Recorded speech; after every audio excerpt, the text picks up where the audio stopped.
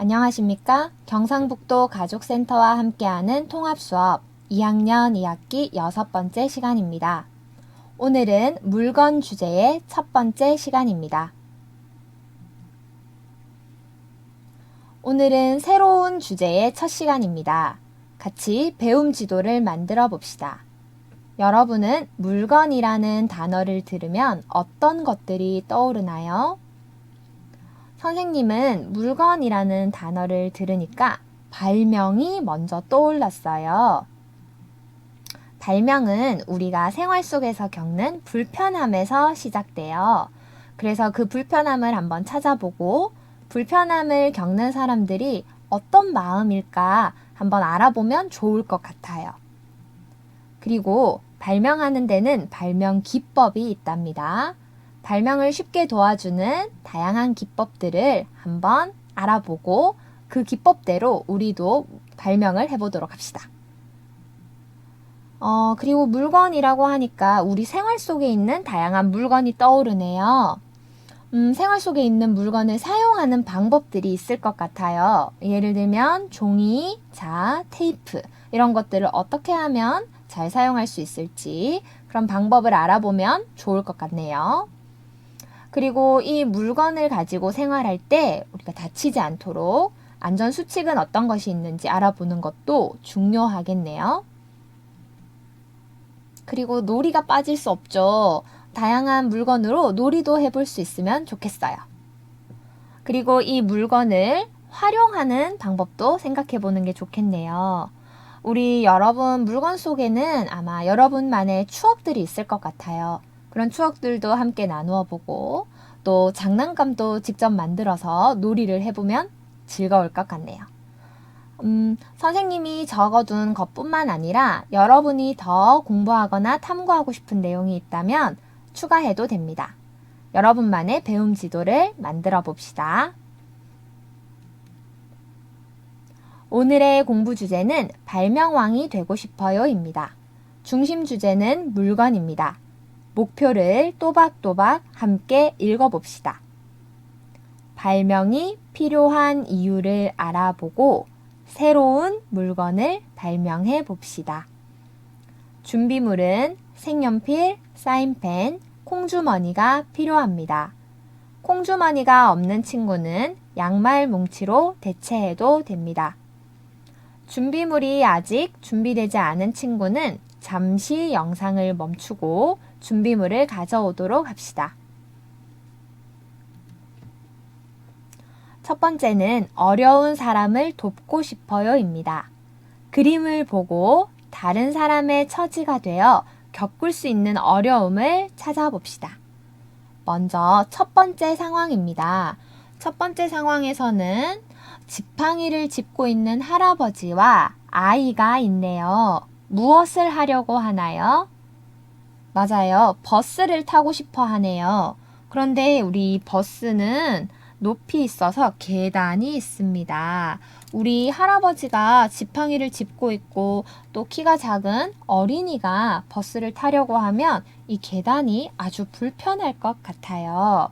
네, 그래서 어려움은 버스가 높고 계단이 있어서 타기가 어렵다.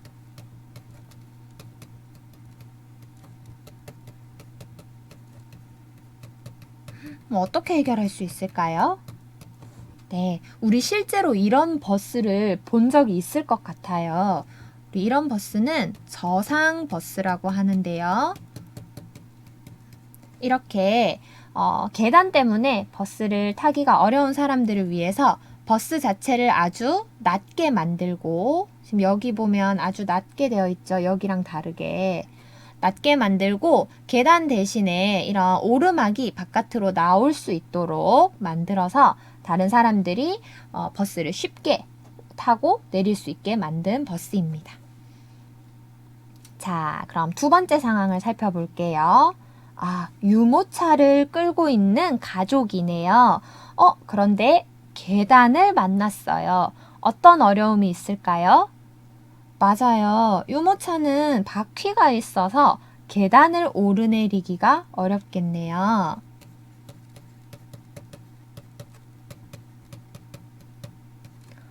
그렇기 때문에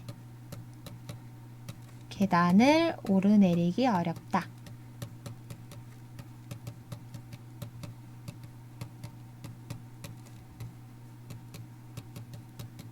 그럼 어떻게 해결할 수 있을까요?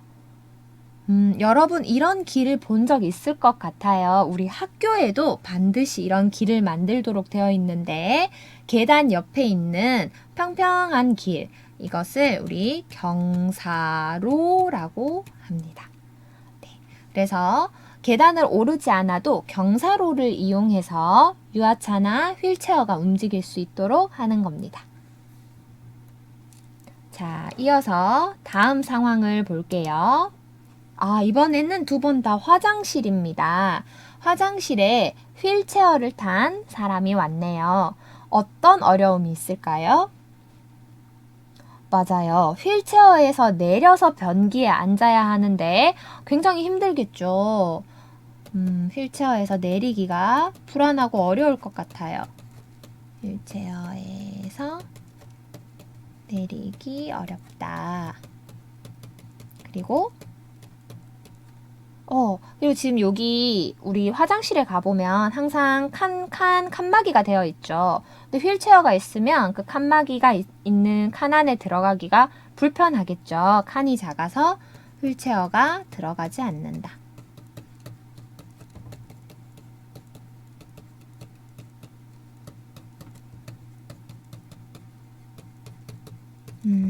그럼 어떻게 해결할 수 있을까요? 여러분 혹시 이런 표시가 있는 화장실 본 적 있나요? 맞아요. 우리 장애인 화장실이라고 하는데 그 화장실은 한 칸도 아주 넓고 이렇게 휠체어를 타고 있는 사람도 쉽게 변기에 앉을 수 있도록 손잡이를 설치하도록 되어 있습니다. 자, 그럼 이번에는 화장실에 다른 사람이 왔는데 우리보다 더 작은 어린아이가 왔어요. 우리 어린이들이 화장실을 이용할 때 불편한 점은 무엇이 있을까요? 우리는 이제 2학년쯤 되었으면 아마 세면대에 손이 닿을 것 같은데 우리보다 어린 동생들, 키가 더 작으면 세면대에 손이 닿지 않는 경우도 많죠. 그럼 손을 씻기가 아주 어렵겠죠. 세면대가 너무 높다는 불편한 점. 그 다음에 변기에 앉으려고 해도 체구가 너무 작아서 변기에 앉기가 힘들 수 있겠네요. 변기가 너무 크다. 이런 문제들을 화장실에서 어떻게 해결할 수 있을까요? 그렇죠. 세면대의 높이를 낮추는 겁니다. 낮은 세면대를 만든다. 혹시 그런 화장실 본 적 있나요? 어른들 세면대 옆에 이렇게 어린이용 세면대를 따로 만드는 경우도 있죠. 자, 또는 이거를 따로 만들려고 하니까 우리는 공간이 없어, 자리가 없어 할 때는 이런 방법도 있습니다. 발 받침대를 놓아주는 겁니다. 그럼 옆에 이렇게 발 받침대를 움직일 수 있게 놔두면 필요한 사람이 가지고 와서 올라가서 손을 씻을 수 있겠네요. 변기가 너무 큰 것은 어떻게 해결할 수 있을까요? 네, 맞아요. 이렇게 변기가 너무 크면 어린이용 변기를 설치할 수 있겠죠. 그런데 우리는 화장실에 이미 변기를 다 집어넣었고 어린이용 변기를 넣을 수 없어요 라고 하면 혹시 여러분 변기 커버 위에 하나 더 추가하는 어린이용 변기 커버를 본 적 있나요? 맞아요. 그런 것들은 변기 커버 위에 하나만 더 달면 되니까 이렇게 변기를 새로 놓는 것보다는 훨씬 쉽겠죠. 이런 방법으로 어려움을 겪는 사람들을 도울 수 있습니다. 우리 이렇게 생활 속에 어떤 점을 고치기 위해서 지금까지는 없었던 물건을 만드는 일을 발명이라고 하는데요. 생활 속에 어떤 점을 고치기 위한 걸까요? 맞아요. 불편한 점입니다.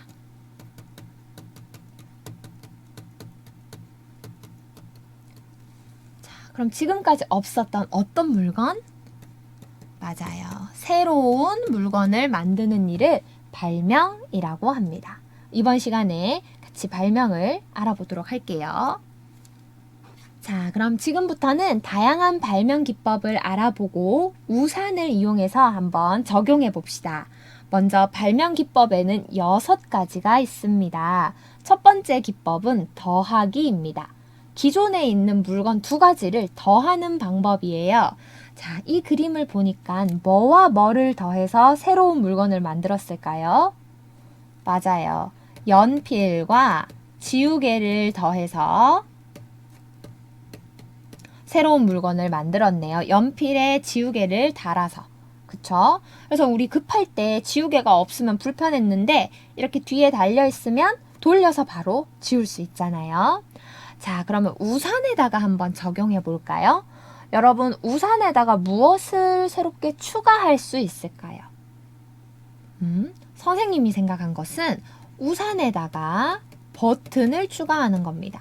우리 우산 중에 버튼을 딱 누르면 팍 펼쳐지는 우산이 있죠. 네, 그래서 자동 우산으로 만드는 겁니다. 이런 우산들은 더하기 기법을 사용한 겁니다. 이것뿐만 아니라 다른 것을 추가할 수도 있습니다. 여러분이 한번 생각해 보세요. 두 번째 발명 기법은 빼기입니다. 기존에 있는 물건에서 어떤 부분을 빼는 겁니다. 이건 선풍기인데요. 우리가 아는 선풍기, 세워놓는 선풍기가 아니고 책상 위에 올려서 사용하는 선풍기네요. 이 선풍기는 무엇을 없앴을까요? 맞아요. 전선이 없네요. 아마 충전해서 사용하나 봐요. 전선이 없고 또 무엇을 뺐을까요? 맞아요. 우리 원래 선풍기는 이 밑에 이렇게 받침대가 이렇게 있죠. 높이를 조절하기 위해서. 근데 그 받침대가 없어졌네요. 그래서 책상 위에 바로 올릴 수 있게 만든 겁니다. 자, 그럼 우산에서는 무엇을 뺄 수 있을까요? 선생님이 생각난 건 우리 우산에는 원래 이렇게 우산 꼭지가 있죠. 여기 이 부분. 이 우산 꼭지를 없애는 겁니다. 그래서 우리 우산 꼭지가 있어서 다치거나 하는 부분들을 없앨 수 있는 여기 납작한 꼭지로 바꾸는 겁니다. 이렇게 방법을 생각해 보았어요. 여러분도 우산에서 무엇을 빼서 새로운 물건을 만들 수 있을지 생각해 보세요. 세 번째 발명 기법은 작게 만들기입니다. 지금 무엇을 작게 만들었나요? 네, 자전거를 작게 접을 수 있게 만들었네요.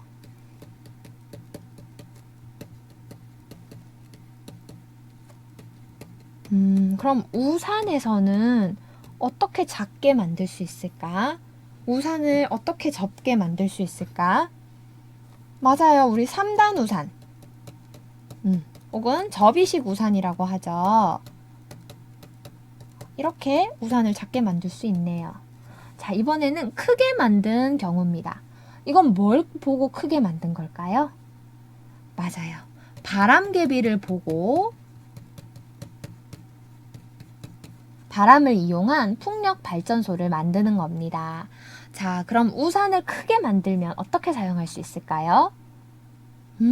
맞아요. 우리 더운 여름날 바닷가 같은 곳에서 사용할 수 있는 파라솔로 만들 수 있겠네요. 우산 모양을 그대로 가지고 왔지만 크기가 훨씬 커졌죠. 자, 그럼 파라솔이 아니어도 됩니다. 우산을 크게 만들면 어떻게 활용할 수 있을까? 한번 생각해 보세요.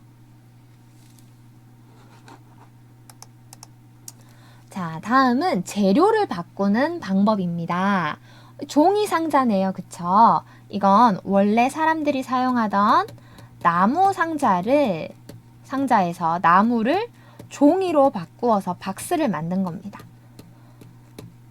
자, 그럼 우산의 재료를 바꾸면 무엇으로 만들 수 있을까? 여러분 혹시 양산이라는 말 들어봤나요?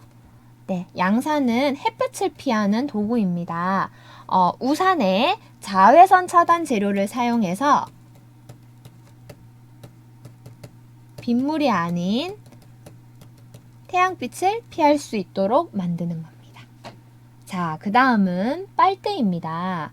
원래 있는 빨대를 그렇죠, 구부러지게 만든 거예요. 빨대의 모양을 바꾼 겁니다. 모양을 바꿀 수도 있고 색깔을 바꿀 수도 있어요. 빨대도 원래 흰색 빨대만 있었는데 이렇게 다양한 색깔로 만들 수도 있겠네요. 그럼 우산의 모양이나 색깔은 어떻게 바꿀 수 있을까요? 맞아요. 여러분 혹시 투명 우산 써봤나요? 우산은 원래는 색깔이 있고 불투명한데 투명한 재료로 바꾸어서 색깔을 바꾸어서 바깥이 잘 보이도록 만들 수도 있습니다. 자, 이렇게 6가지 발명 기법을 알아보았는데요. 여러분도 우산에다가 다양한 기법을 적용해서 한번 새로운 물건을 만들어 보도록 합시다. 다음은 발명 기법을 활용해서 나만의 발명품을 구상하는 활동입니다. 내가 평소에 불편함을 느꼈던 부분들을 생각해서 한번 나만의 발명품을 만들어 보세요. 선생님은 온몸을 보호하는 우산을 생각했어요. 우리 비가 올 때 걸어 다니다 보면 빗물이 마구 튀죠. 옷이나 바지 끝단에. 그래서 우산이 이렇게 있으면 우산 바깥에 비닐을 이렇게 씌워서 안에 이제 사람이 들어있고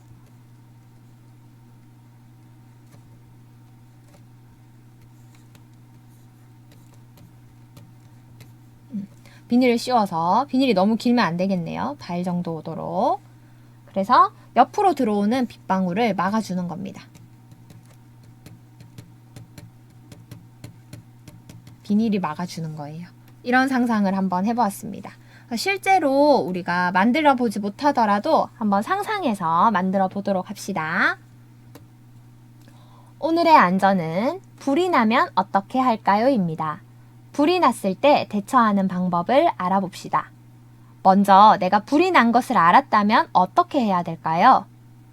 맞아요. 불이야 하고 외칩니다. 큰 소리로 외쳐서 알리고 어디로 대피해야 할까요? 맞아요. 비상구 그림을 따라서 대피합니다. 우리 초록색 사람이 달려가는 모양 있죠? 자, 밖으로 나갈 수 없을 경우도 있겠죠. 그럴 때는 옥상으로 이동하고요. 대피할 때는 엘리베이터 대신 계단을 이용합니다. 연기가 심하다면 손수건이나 옷소매로 코와 입을 모두 가리고 자세를 낮추어 대피합니다. 연기는 가벼워서 위쪽으로 올라가기 때문에 자세를 낮추는 게 좋습니다. 119 신고는 안전한 곳으로 이동한 후에 신고합니다. 어디에 전화를 걸까요? 맞아요. 숫자 119를 눌러서 전화를 걸고 불이 난 사실을 말합니다. 장소의 이름, 위치를 정확하게 말하고 주변의 큰 건물을 말하면 도움이 됩니다. 신고가 다 끝난 후에도 전화를 끊지 말고 소방관의 지시에 따르는 것이 좋습니다. 이렇게 불이 난 상황에 대비해서 우리 집 주소를 외우고 있어야 우리가 위급한 상황에 이야기를 할 수 있겠죠? 밑에 빈칸에는 우리 집 주소를 적어보도록 합시다.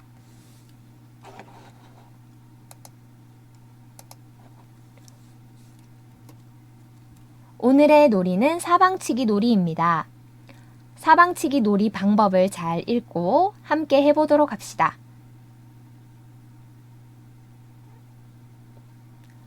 오늘의 놀이는 사방치기 놀이입니다. 사방치기 놀이 방법을 잘 읽고 친구들과 즐겁게 해보도록 합시다. 오늘 수업은 여기까지입니다. 열심히 공부한 여러분을 칭찬합니다.